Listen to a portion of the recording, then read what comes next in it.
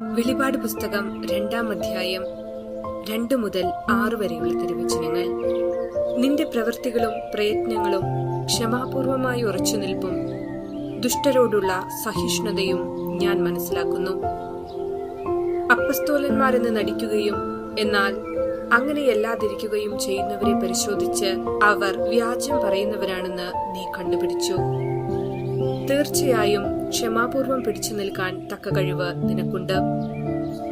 എന്റെ നാമത്തെ പ്രതി പീഡകൾ സഹിച്ചിട്ടും നീ ക്ഷീണിച്ചില്ല.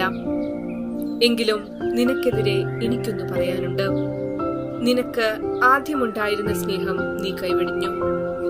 അതിനാൽ നീ ഏതവസ്ഥയിൽ നിന്നാണ് അധപതിച്ചതെന്ന് ചിന്തിക്കുക. അനുദപിച്ച് ആദ്യത്തെ പ്രവൃത്തികൾ ചെയ്യുക. അല്ലെങ്കിൽ ഞാൻ നിന്റെ അടുത്തു വരികയും നിന്റെ ദീപപീഠം അതിന്റെ സ്ഥലത്തു നിന്ന് നീക്കിക്കളയുകയും ചെയ്യും. എന്നാൽ നിനക്ക് ഈ ഗുണമുണ്ട്: നിക്കോളോവാസ് പക്ഷക്കാരുടെ ചെയ്തികൾ നീ വെറുക്കുന്നു, അവ ഞാനും വെറുക്കുന്നു. ഓർമ്മിക്കുക, എവിടെ നിന്നാണ് നാം അധപതിച്ചതെന്ന് ചിന്തിക്കുക. തിരികെ വരിക. ജീവിതമാകുന്ന അൾത്താരയിൽ ദൈവത്തിന്റെ കയ്യൊപ്പോടുകൂടെ മുറുകെ പിടിക്കേണ്ട ഒരു വലിയ അനുഭവമുണ്ട്. ദൈവം ഇറങ്ങി വരുന്ന കാത്തിരിപ്പിന്റെ നിമിഷങ്ങളാകണം നമ്മുടെ പ്രാർത്ഥനകൾ. അങ്ങനെയാകുമ്പോൾ പ്രാർത്ഥന അനുഭവമാകും.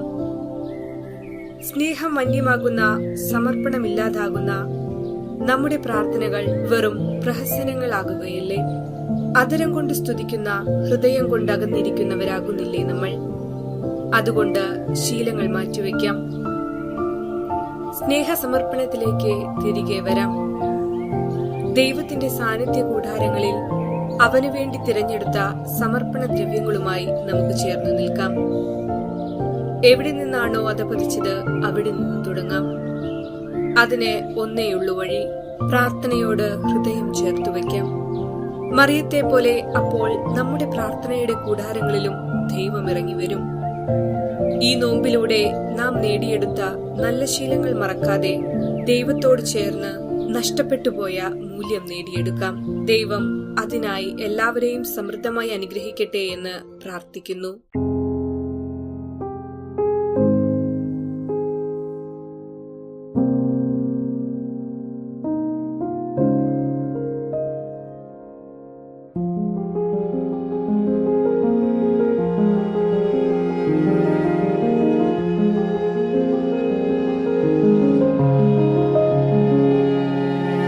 അരികിലായെന്നും നിൻ ചാരേ അണയുവാനായെന്തു മോഹം, തേടി വരുന്നൊരു സ്നേഹം നീ മാത്രമീശോനാഥ. നീ മാത്രമല്ലേ നാഥ, നീ മാത്രമല്ലേ നാഥ.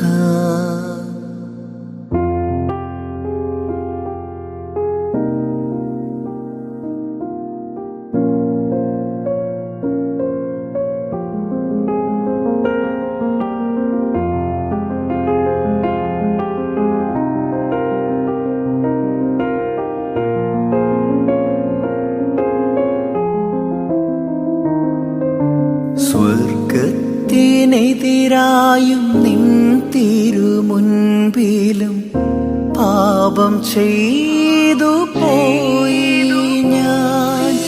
നിൻ മകനെന്ന് ചൊല്ലുവാൻ പോലും യോഗ്യതയില്ലല്ലോ തമ്പുരാനേ. അങ്ങയുടെ ദാസരിലൊരുവനായി ചേർക്കണേ മകനേ. അങ്ങയുടെ ദാസരിലൊരുവനായി ചേർക്കണേ മകനേ. അരികിലായെന്നും നിൻ ചാരേ അണയുവാനായെന്തു മോഹം.